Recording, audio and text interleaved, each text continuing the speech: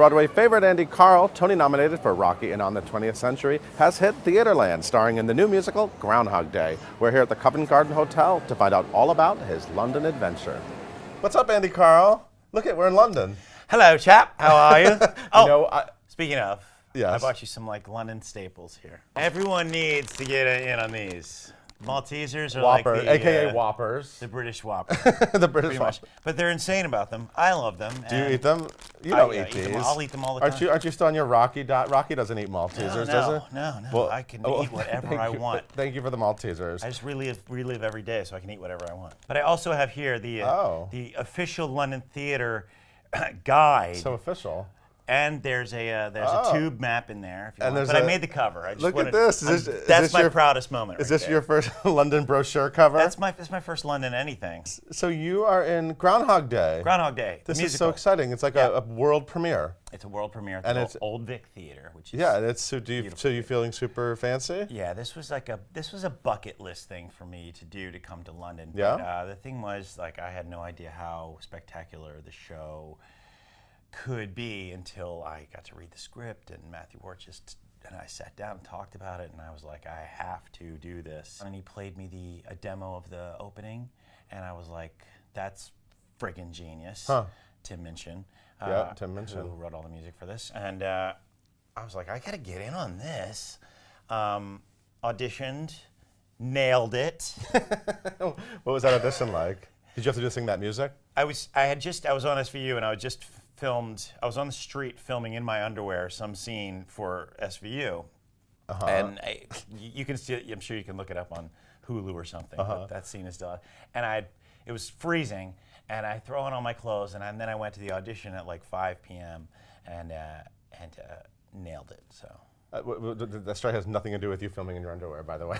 No, it doesn't. Completely unrelated. Like, could you imagine that's how you prep your day? You're sort of like reading the script, you're doing some scenes in your underwear, and then you get on the trailer, put on your clothes, your audition clothes, and go audition for that thing. Groundhog Day, for those who don't know, I mean, this is great because this is like a modern comedy classic, right? Yeah. I mean, it came out, what, like 93? Was it 93? Yeah, it's Bill Murray and Andy McDowell. And do you remember first seeing the movie? Loving the movie, still love the movie. Like Orfeh's top movie, my wife's top movie, and mine too now, because I just got on the bandwagon. Yeah. But no, it was just one of those movies you constantly on, like a lot of other shows I've done. It's like Rocky was on all the time, but Groundhog Day just has this beautiful, esoteric, life-changing, life-affirming message in it, and that's what I think really is the base heart of this show, and we do that in spades. I mean, Orfeh was out there, and she watched the show already, and she said people were crying, and I was like, yes, I got a show that makes people cry. Well, and you play Phil Connors, right? Phil Connors. He's a weatherman. Weatherman for five. Did you ever think about Channel 5 News of Pittsburgh? Weatherman? That's not. It's fun though. You watch all those YouTubes on about weathermen who lose their shit. Yeah, it's a whole. It's fun. So you take a lot from that. But it's great. I think there's always been a cheesy weatherman inside of me at some point. Really? I feel like there's always been one, because it's been way too easy to just grab a mic and start talking about the weather. But the idea is that something happens, we don't know what, and then his life just keeps repeating. Yeah, he's not a fun guy. He's really sardonic and very self-centered when he goes to this town that he really doesn't want to be in Punxsutawney. I love that name. Watching the Groundhog Day festivities. Did you go to that town to do deep research? I've never been there. I've been to towns much like Punxsutawney, yes, but the creative staff have been there, and they drew a lot off of the type of people that were there, including the clothes that we wear, which are all winter wear, and there's no air conditioning in London, so it's a sweaty show sometimes. But it's really interesting to start a roll off that sort of has that completely full ego and self-centeredness, and from there is taken on a ride, an esoteric ride of the same day over and over and over again, being in the town that he doesn't like, and how can he try to fix that or change it.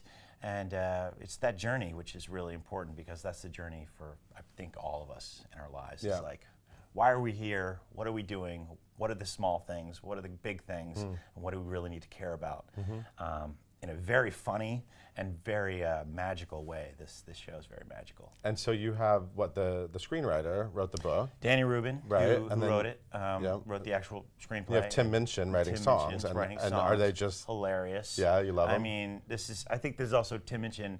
I know he loves this show. It's sort of like his comedy at his level, and his the way he's writing this is kind of very close to what he does in concert, in the lyrics, and he also loves. I think he secretly wants to be Phil.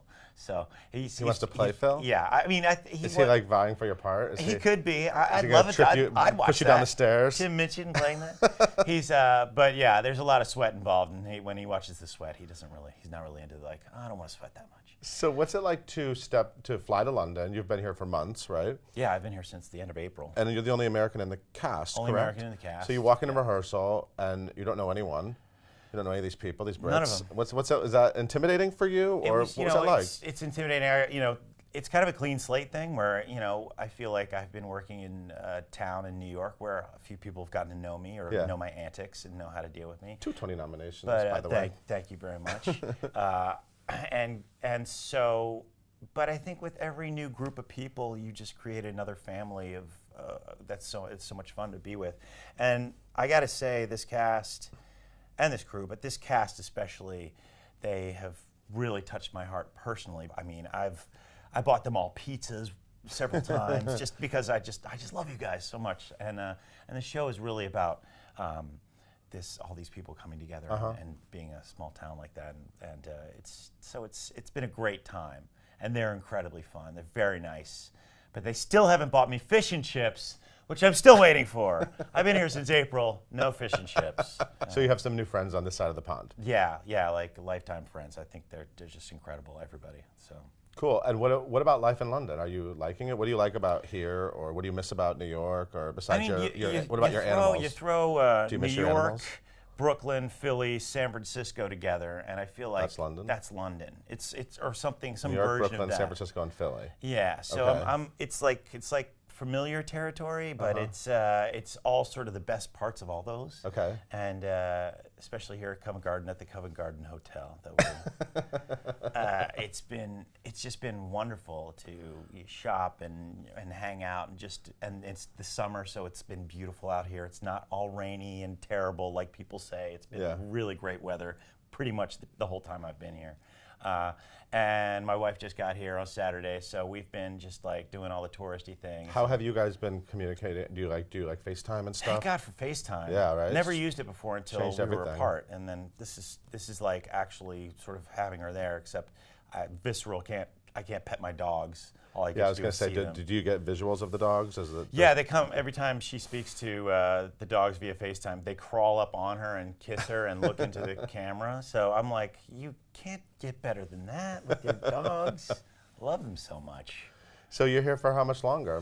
I'm here till September 17th. We close. I don't think there's any tickets left, but check just in case. Is there like a cancellation line or something? It's been a big hit here. How are the audiences? And the audience has been wonderful. Yeah. They say London audiences don't get up and applaud and laugh, but I mean they've been up out of their seats every show, even the matinees, all through the previews, and just loving this show. So I've been blessed in that way where I come with a show that's this good, this artistic, and this loved. I'm super proud and super happy to be here. Well, ever since I got to London, everywhere I go, everyone's talking about how great you are in this show. And I was like, well, hello, Andy Karl. This guy's good. Yeah, I mean, 2 times. It's one of our great American exports right now.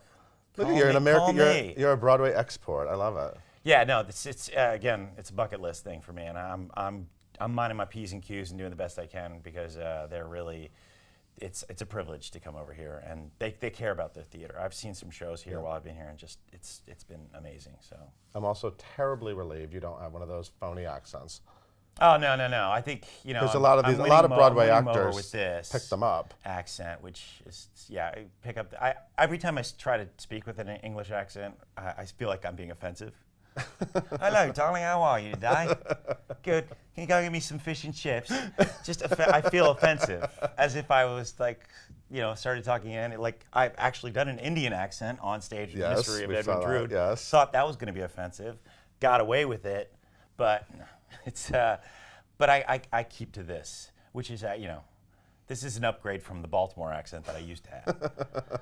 So I'll stick with this one. Well, congratulations. Thank you. So excited for you. Yeah. But somebody get this guy some fish and chips. I mean, come on. Fish and chips. What the hell? So everyone should like beg, steal, and borrow to try to get into this show. Yeah, yeah. This is the one. It's fun. Awesome. And there's so much to see and so much to watch. And yeah. Orfeh approved, which is great. It's an Orfeh approved show. She loves this one, and I was like, you love it? She loves it. I was like, yeah, I feel like I made it. That's better than any award I could possibly get. It's getting her like full approval. It's been fantastic. All right, it's Orfeh approved, everybody. Yeah, so go, I hope you all get to see Groundhog Day. All right, thank you so much, Andy. It's good to see you. Man, appreciate it. Enjoy the rest of your time. I will.